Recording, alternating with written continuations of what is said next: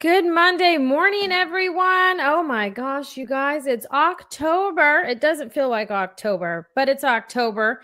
Allergies are killing all of us, but it is an exciting day. We're slowly getting to fall here, you guys. But you guys are listening to Author Talk with me, Amy, Russell, Valerie, and Peter.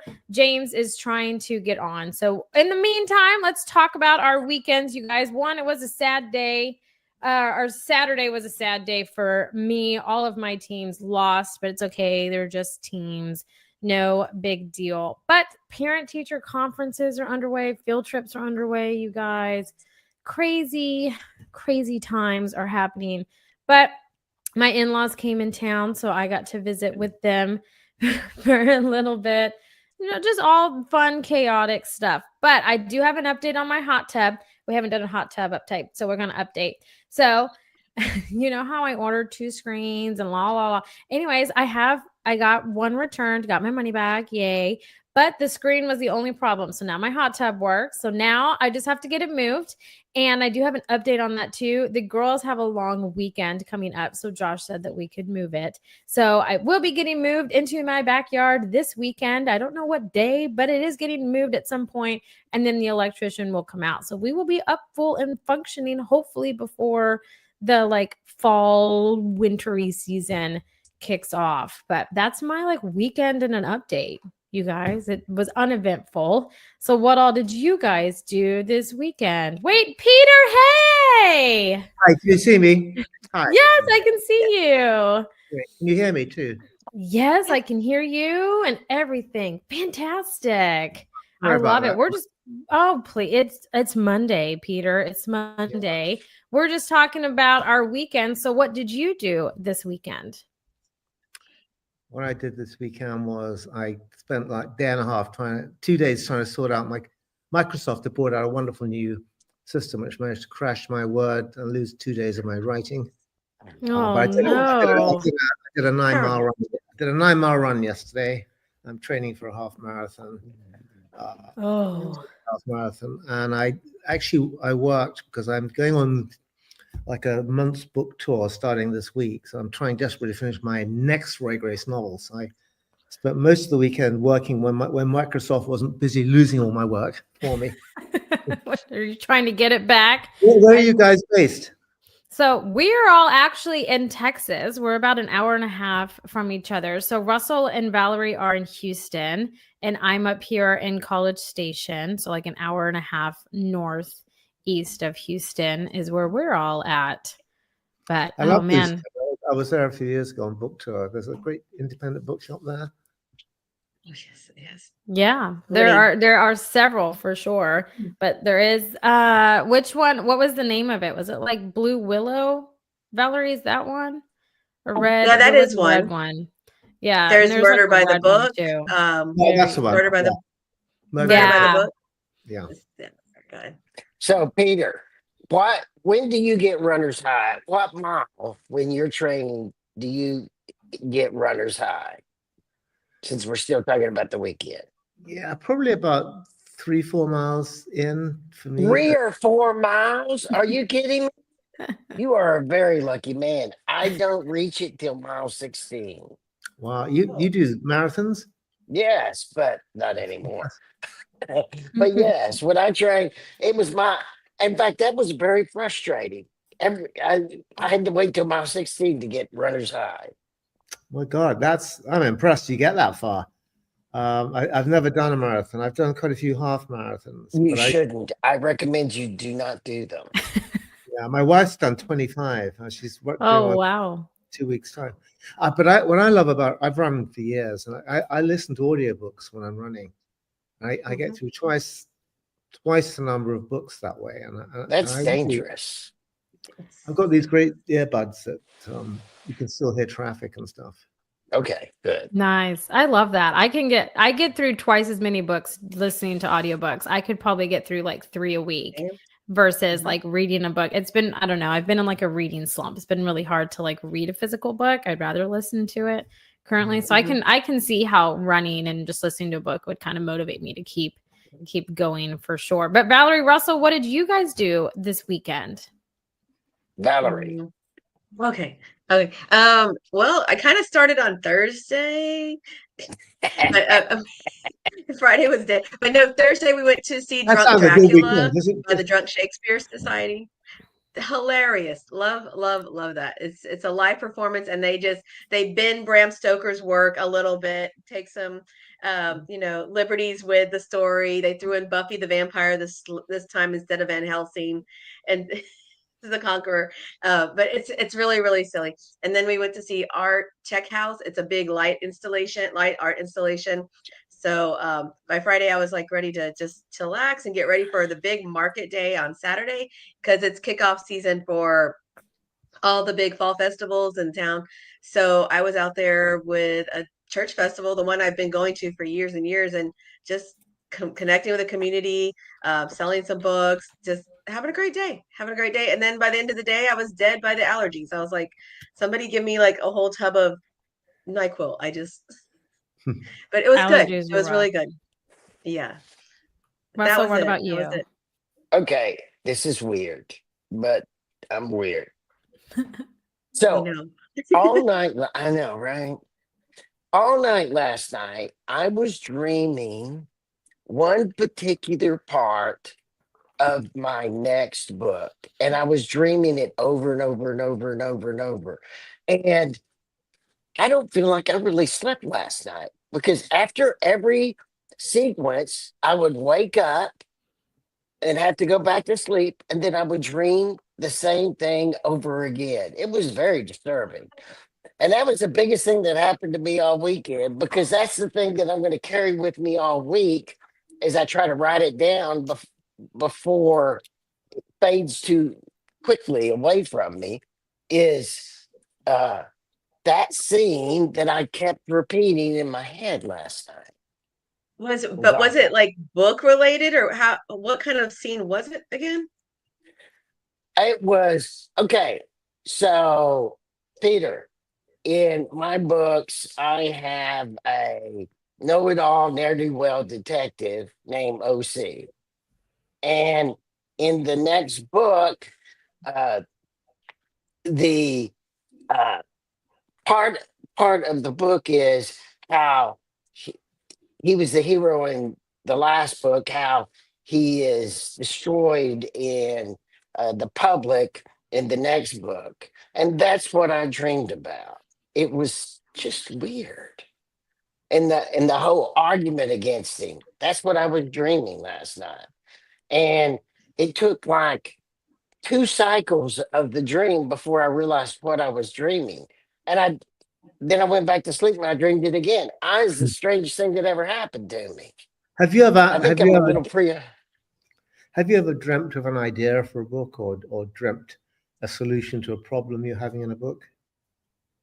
I dreamed before any of my books were published, the antagonist to my books, while I was doing character development, came to me one night in a dream, grabbed me by the throat and said, "That's not my name. My name is Marilyn."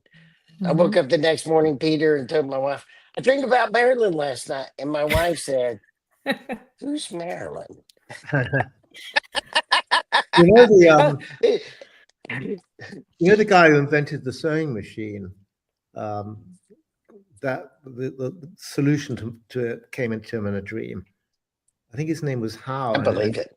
He'd figured this sewing machine out, but the one thing he couldn't work out was how did the needle carry the cotton through the garment and then back out through it.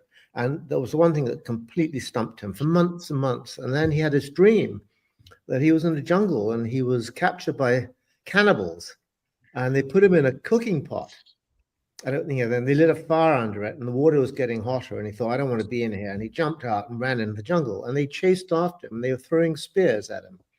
The spears landed on the ground all around him. And he looked at them, and he saw that they had a hole in the barbed bit. And he woke up and thought, "Of course, you put the hole the other end of the needle in the pointed Nice. bit." And he had it. That's crazy. Nice. It's Russell, I'm just beautiful. Nice excited you're story, working Peter. on Now? book 3. Yeah. That was a nasty comment, Amy. It was an honest comment.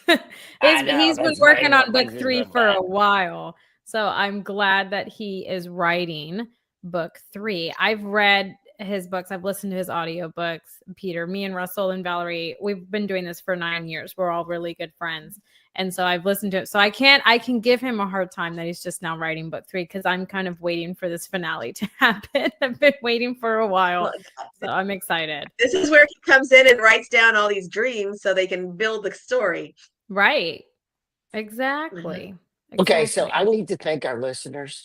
We're top Mhm. 10% on some podcast channels, top 1%. We've been around for 9 months, 9 years, and we're very humbled by people listening to us.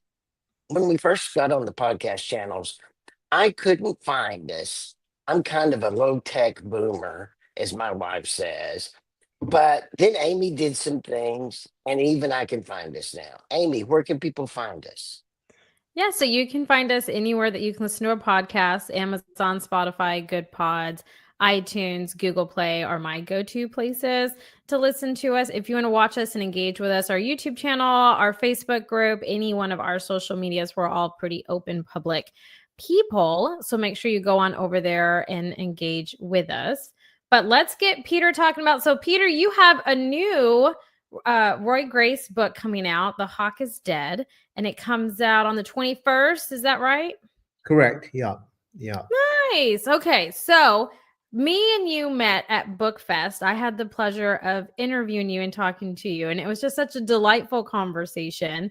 And so Thank you. I actually went on, my mom has BritBox. I told my mom about your series on there. So me and her have been watching them together. So I'm super excited about this new book coming out in your series. Russell and Valerie don't know a whole lot about it. So if you could give us a rundown of your Roy Grace series just to catch them up, and then let's talk about The Hawk is Dead, because I have pre-ordered it. I'm waiting for it, and I'm so excited for it to come out. You've created a huge fan of me ever since our last conversation, so I'm super excited about it. Thank you, Amy. Okay, so in brief snapshot, Roy Grace is a detective, a homicide detective in Brighton, which is a seaside city on the south coast of England. And when we first meet him in the first book in the series, which is called Dead Simple, we discovered he's got a missing wife called Sandy who vanished.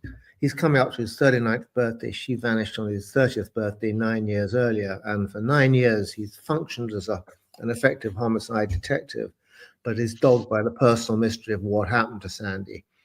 And he's always idolized her, can't move on in a new relationship in case she suddenly turns up again. He doesn't know if she's kidnapped, murdered, had an accident, ran off with a lover, whatever. And then during the course of the series, The Hawk is Dead is the 21st in the series. Slowly, bit by bit, I seed a little bit more about Sandy, and I start to show the reader that maybe she wasn't quite the perfect wife that he actually idolized, and that maybe she is still alive, and it progresses. And actually, 3 years ago, I wrote a book about her life called They Thought I Was Dead. And The Hawk is Dead came about, if I kind of wind the clock back to 2016, I got an email from a friend out of the blue. He said, whatever you're doing, stop doing it and go out and buy a copy of the Daily Mail newspaper. Daily Mail is our kind of biggest circulation paper in the UK. So I went out and bought a copy, and there was a photograph of Camilla, then Duchess of Cornwall, sitting in her office with 2 Roy Grace novels behind her head on her bookshelf. And she said, Roy Grace, I was one of her 2 favorite authors. The other was Jane Austen. So I wrote her a letter saying, thank you so much. And very lovely of you to say that. And she wrote back to me a very chatty 2-page handwritten letter saying, I genuinely love these books. I've read every single one. And I started this kind of correspondence with her, and I would send her each new book, and she'd write back. She wrote back one time saying, I just read the book on my flight to Australia. I'm now bereft because I got nothing to read on the way back. Very chatty. And then when we started filming Grace, she started when lockdown happened. She's a massive kind of book book buff, and she started what was then called the Duchess's Reading Room. Then it's now the Queen's Reading Room. It's a huge Instagram book club. And she takes an author and features them for two weeks. And she chose me as one of her for the first season, and she wanted to interview me. So she came down, we arranged it that she'd come down to the filming of Grace, and there was a scene down a local harbor near Brighton. I thought that would be a good, secure place. So she arrived, and we had this bizarre time in that royal visits are very prescribed. So we get the kind of memo which says 11:05 her helicopter lands at the local airport, 11:15 the car arrives at the harbor, 11:20 she will interview you for 30 minutes upstairs in the warehouse. Then she'll meet the cast, meet the crew. Then 12:10 she'll go back upstairs with her lady in waiting, have her lunch, and then she's off to the next appointment. So anyway, she arrived, and it was quite surreal. So we're upstairs in this warehouse, just on two metal chairs and a case, packing case between us. And she's interviewing me about Roy Grace, and she knows more than I do. And she loved the gruesome bits in particular. And anyhow, then we finished the interview, and I took her to meet the cast. She watched some of the filming, and then I said, I'll now leave you to be private. She said, no, come and join me. So I go back upstairs to the warehouse with her lady in waiting, and her lady in waiting opens a basket, a handbag, huge handbag. She takes out a thermos flask and a banana, which she gave to Camilla. And she handed me a ham and cheese sandwich. And I just sat there having this like picnic lunch in this warehouse with her. It was wonderful, magical. And then she wrote me. Yeah, she's really good fun. She's very down to earth. And then she wrote me, she said, when are you going to set a Roy Grace novel in London? And I thought, well, if I was going to set one in London, Buckingham Palace would be the ideal place. But my detective is based in Sussex, so I had to kind of figure out a way how I was going to get him to London. And I came up with an idea, and I sent it to her via a senior member of the royal household who I gotten to know. And he said, oh, she's in Kenya. HMQ is in Kenya at the moment. I'm sure back next week. I'll run it by her when she comes back. So a week later, he said, she laughed her head off, loved it. Just got to get it signed off now by Buckingham Palace Comms.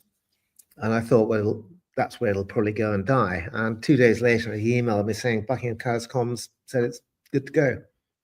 So I wrote the novel, and in it, I extensively have, and the novel starts off with the Queen coming on the royal train. The royal train is this extraordinary thing that the royal family have. It is going to be scrapped soon, but it's like a palace on wheels. It's like 8 carriages. It's got bedroom, it's got bathroom, dining room, office, sitting room, and they use it like a mobile hotel. So if they're on like a 2 or 3 day tour, rather than have to go back to London to Buckingham Palace or Clarence House, they literally overnight they put it in a railway siding, and it's guarded, and then they carry on the next day. So I thought it would be a great start to the book if Royal Train was coming down to Brighton, and just a few miles north of Brighton, it's derailed in a tunnel. And the Queen is on it with all her entourage, and she's very brave, helping people off the train. And as they come out of the tunnel, a senior member of the royal household standing next to her is shot dead. And everyone thinks it's an assassination attempt on her, but except for Roy Grace, who comes to the scene, and he says, look, a sniper might miss by 4 inches, but this guy was standing 4 feet away. I don't think anybody would miss by 4 feet. And the kind of story progresses from there. Wow. See, me and my mom are watching the television series in the Brit Box, right? So we've been watching them. And so I am very much determined. I read the books before I watch them, because everyone says the books are better than the shows, right? That's just how it is. But I enjoy both of them. Like, I think both of them have like their unique elements to it. But I mean, what an honor to like see, the Queen have your books in the background. You got to meet with her and have like a picnic lunch. I mean, you've had this whole thing and it got approved by Buckingham Palace. So what an honor to have that. And I'm just astonished that you're now at your 21st book. that's coming out, right? And you're continuing in this series. And so I am fascinated to know, and I feel like all of us generally kind of are, how did this idea start? Where, like, what was the dream that you had, like we were talking about earlier, or just the inclination that you had that, like, hey, I need to write this down, and then the story just keeps flowing for you, and it's turned into 21 books. How did the whole thing start, Roy Grace? Yeah. I guess I always wanted to be a writer, and I always liked the crime genre, but I always thought there was probably far too many people writing in it. And I was like, when I was back in 1980, I read an article. There was a shortage of spy thrillers. Ian Fleming had died, so I thought I could write a spy thriller. And to my amazement, so I wrote one. And to my amazement, I got an agent, and I got a 2-book deal. And to my even bigger amazement, it didn't sell. It wasn't very good. But anyway, it had just come out, and I just got married, and we got burgled. And a young detective came to the house, and he saw the book. And he said, "Oh, you're a writer." He said, "If you ever want research help with the police, give me a call." And he was married to a detective. And my then wife, who was a lawyer, and I became friends with them. And they invited us to a barbecue at the house that summer in 1981. And they had a dozen of their friends there, all cops. There was a homicide detective, a response officer, there was a police diver. And just talking to these guys, I thought, wow, from a writer's perspective, nobody sees more of human life in a 30-year career than a police officer. You know, they see everything. And when they realized I was genuinely interested, they started inviting me out to do a ride out with them, or spend a day in the office. And I switched from spies into writing initially supernatural, then psychological thrillers. And I started putting police characters more and more into the books, and they liked the way I portrayed them. And over the next something like 15 years, I slowly sort of became part of the family of Sussex Police. And they'd phone me up. They said, "We're doing a raid tomorrow. Do you want to come?" And they'd smuggle me into crime scenes. They'd sort of put on a baseball cap and dark glasses. And I was taking into some quite gruesome stuff. And then in 1997, I was introduced to a young homicide detective called David Gaylor.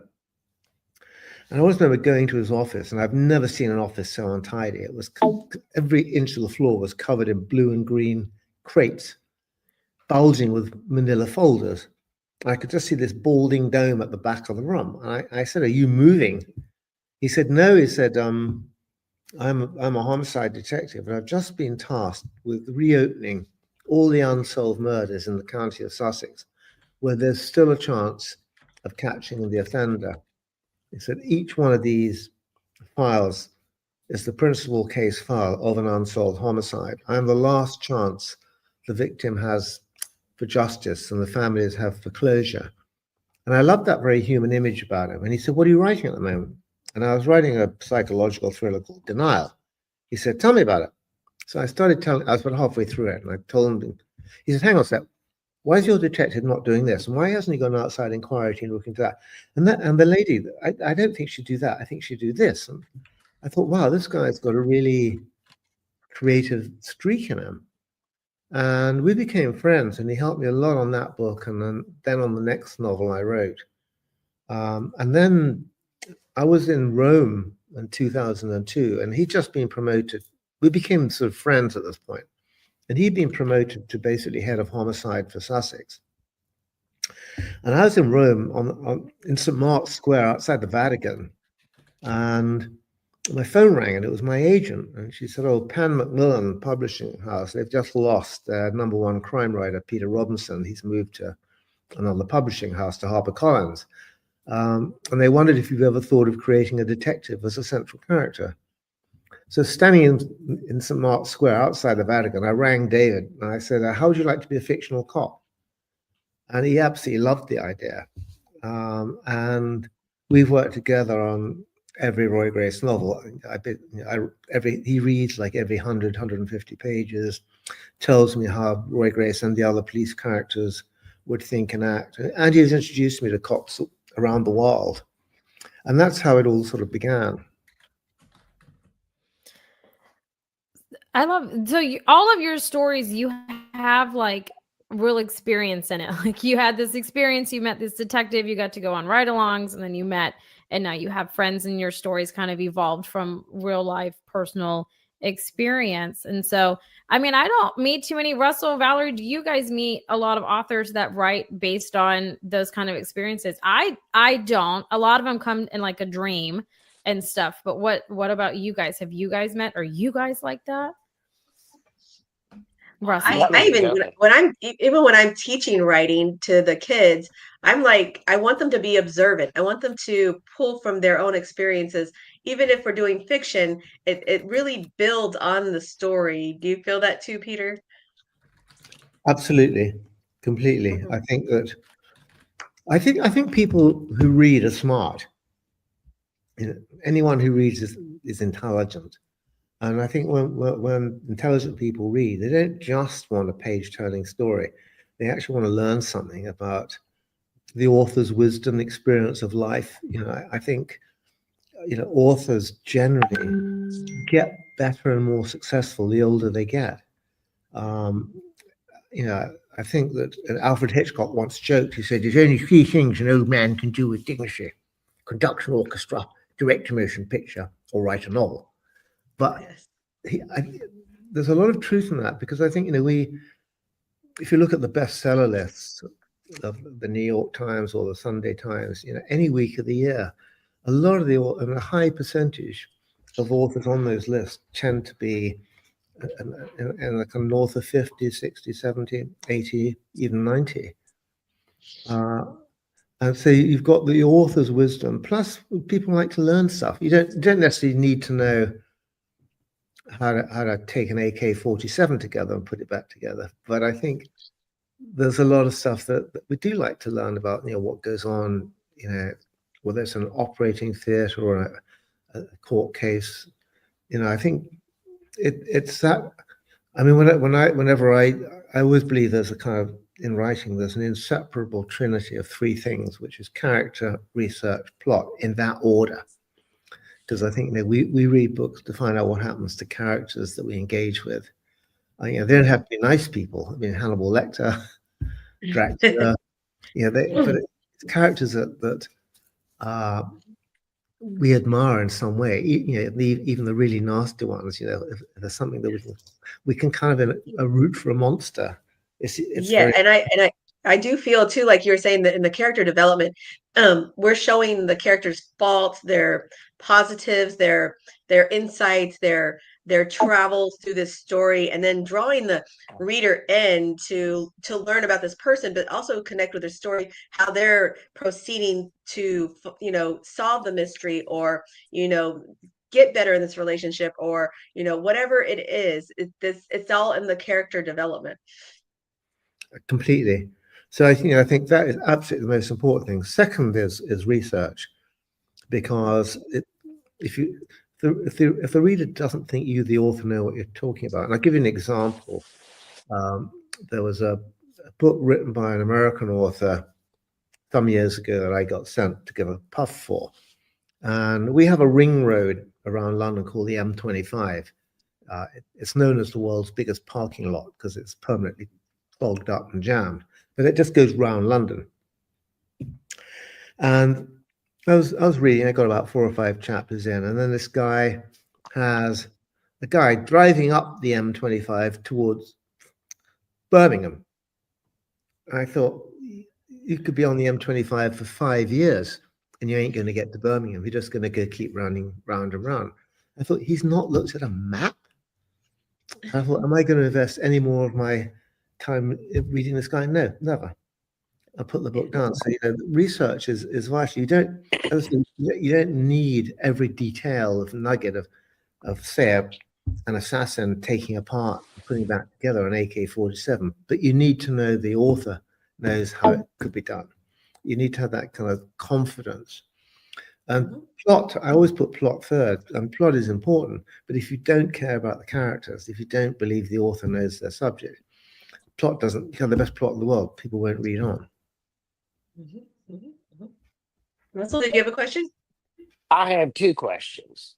Number one, I noticed when I was reading your Wikipedia that all your auto sports adventures came before any of your writing. So, would you tell us a bit about your auto sports? And number two, would you explain the significance of your helmets behind your back and what those mean to you? Sure. Regarding the helmets, I collect police memorabilia. Helmets. I've got batons above me. I don't know if I can see that. You can't see those probably. I've got uniforms. Police. Police around the world, wherever I travel on book promotion, I always try to meet police.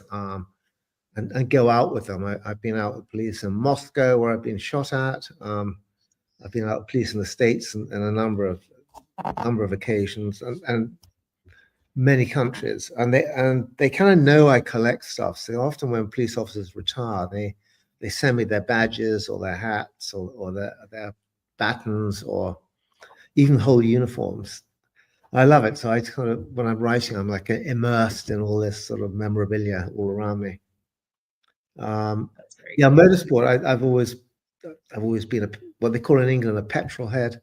I'm not sure what the word is in the States, but I love racing, and I think because for me writing is very sedentary. I'm sure it's the same with you guys. We sit a long time, very very stationary. So I love the adrenaline rush of.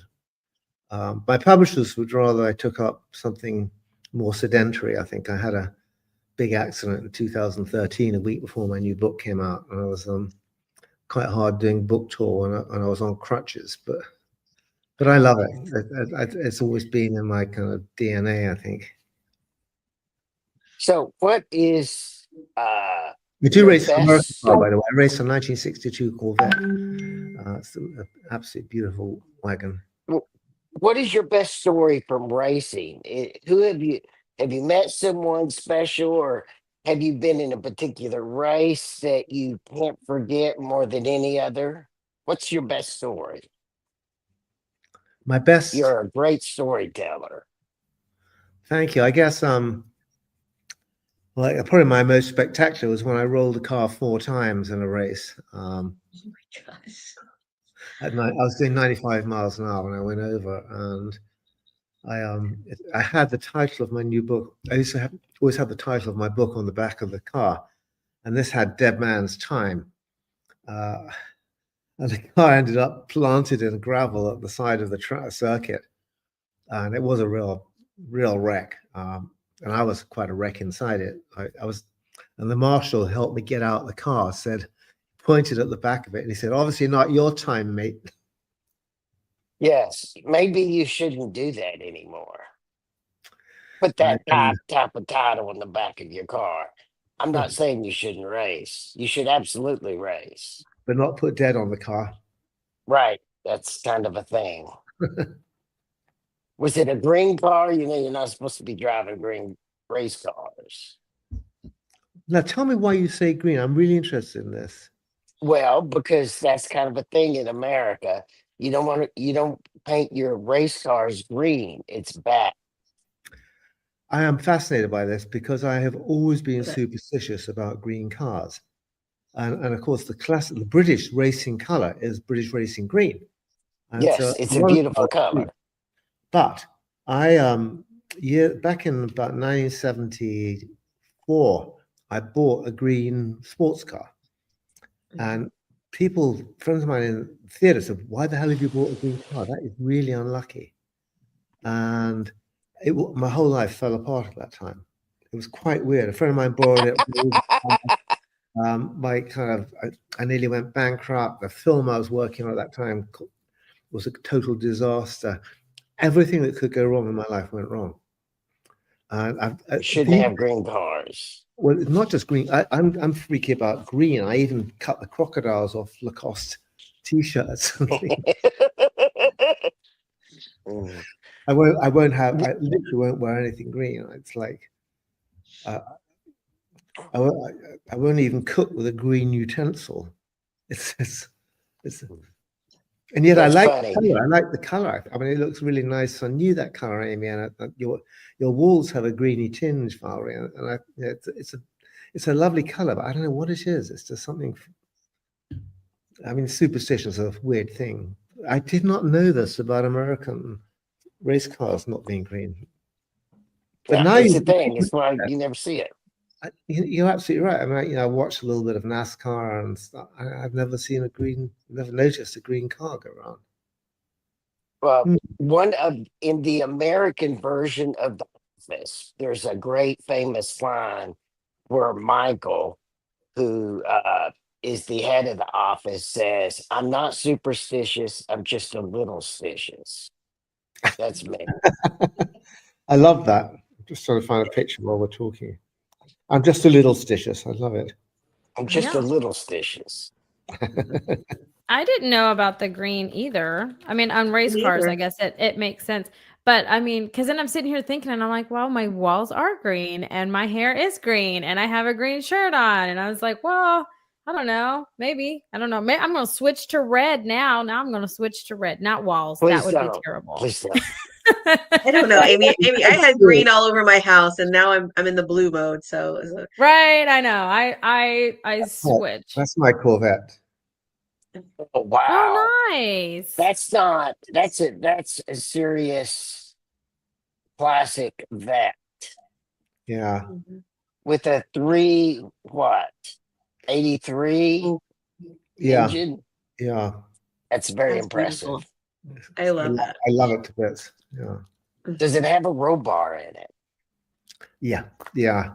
Okay. My race partner crashed it quite badly last year, but it's being fixed at the moment. And does your wife or significant other bring up your crashes when they're mad at you and they're saying mean things? Do they bring up your crashes? She's pretty good because we when I first met Lara, she knew I love racing, so she got a race license too, and we did a few races together. Okay, so that's excellent. And she did it, Does and you, then she had a bit of a nasty crash herself, so she kind of gets the significance of a crash. right. Well, that's important. She's a really good driver. We So, want to what do you have coming up next? race wise. No, I'm talking about book wise. I've We're got getting close to the end, and I have to get you back sure. to So I've got talking about your book. The Hawk is Dead is coming out on October 21, and then I'm working on the next Roy Grace, which will be out next year. But what I've got coming out in 2027 is a book I've been working on for several years, which is my equivalent to, hopefully my equivalent to Stephen King's book on writing. Mhm. I've always wanted to write a book about writing, and I always thought Stephen King's was probably one of the best books on it because it was a combination of autobiography and writing. So I've got to do a lot of edit on it, but that'll be out sometime in 2027, and I'm really excited about that. That's beautiful. I love it. You Yeah. mentioned that you're going on a book tour, right? It's a month Mhm. long and it starts next week. So Yeah. tell us all about that because book tours, in my experience, but I deal mostly with indie or self published authors, are a hit or miss in terms of success. So tell us just kind of it's a month long one, so it's super long, so kind of just tell us a little bit about your book tour coming up and where certain places that people can find you. I go literally all over kind of England, part of the UK. You can find it on my website on peterjames.com. That's got the whole list of all my appearances. I love it. I love getting out and meeting public. I do a lot of signings in supermarkets. I think the worst thing for an author signing is the invention of the mobile phone camera. Because in the old days, you'd sit there and you'd just sign books. Now everybody wants a selfie. Do you mind have a selfie, dear? And then you get some sweet little old lady, and she says, would you mind taking it and passing it to somebody standing behind her? And then the person behind her goes, I can't see anything on the screen. She goes, oh, you daft guy, you turned it off. oh, hang on a sec. I can't remember the password. It's in my handbag. Okay, you're killing me, Got a Peter. cute This is son so to do. funny. We should have started the show with this. But that's so fun though. That's a fun time. Yeah. It's actually nice getting out of Mhm. your man cave sometimes as well, or woman cave, and just actually meeting. But I learn a lot from doing book events. I'll get people, they'll be in a kind of bookstore queue and they'll come up and say, oh, say, I'm an intensive care nurse, and you've got that scene in your last book, and they don't use that kind of ventilator anymore. It's now replaced. So I'll then say, okay, next time I write a scene that's taking place in a ITU, could I send you the chapter or the pages? And they say, sure. So I kind of built up a great network of research just from doing book events. Oh, yeah. I mean, I think that's the best thing that any author can do, right? Is leverage your readers because they generally, in a sense, want to be along for the ride. They're invested in it, right? And Yeah, so feedback and stuff is great. But I love how you utilize that. I mean, just like at the beginning of how your series started, you would go on ride-alongs and you became friends with this detective, and you've kind of molded that into it. But you kind of just experiences and feedback that people give you, you leverage and put those into your book, which I think is what makes you an astounding author. Obviously, you've won a lot of awards, UK #1 bestseller, and all other ones, accolades that you've won. But I think just having that realism and listening to reader feedback and things like that and offering to give them pages so then they're included, I think that really separates and kind of has led and kind of fed to your success in doing that. Not many authors do that. I don't encounter that. So it's refreshing to hear about it. thank you.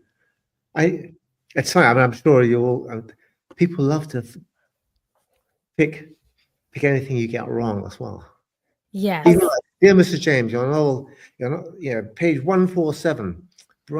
Brass does not rust; it corrodes.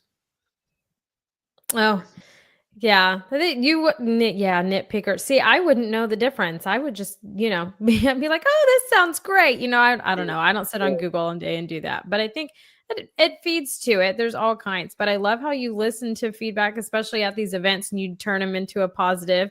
And you have patience with people with the selfies, because I totally understand that 100%. I had to figure out how to pay with my phone the other day, and I've never felt so old in my life that this kid was laughing at me trying to walk me through it. So I can understand and appreciate the Peter, patience that that you was have. months ago she's talking about. She And just I have hasn't nailed gotten it over now. it. It's I haven't. pathetic. I'm in my 30s, okay? I'm in my 30s, and I just now figured out how to pay with my phone. It was a whole thing, Peter. It was a whole thing. Sometimes you don't need to do it. You just come upon a situation and then you adapt, right? Yeah, absolutely. I'm telling you. But your new book, The Hawk is Dead, comes out on the 21st. Your tour starts next week. Is that right? For a whole Starts on month? Friday. Starts on Friday this week. Yeah. Oh, exciting. Well, I am excited for you, Peter. I'm so grateful that you came on to talk to us. I'm waiting for your book. I'm supposed to have it by the 23rd. Fingers crossed that I get it on the 23rd. But I'm excited to keep seeing where your series goes. And I am enjoying the BritBox TV series of your books. And so I'm just grateful to talk to you again. It was so much fun last time, and it's always a fun conversation. So thanks for coming on and hanging out and talking to us about your upcoming book. Thank you. Great to see you guys, and good luck with your writing, everyone, as well. And be careful. Thank you so much. Wonderful to meet you. You too, Valerie. Take care, Russ. Awesome. Thanks, Amy. Awesome. Well, yeah. Well, I hope everybody has a fantastic Monday, a great rest of your week. And until next time, bye for now, everybody.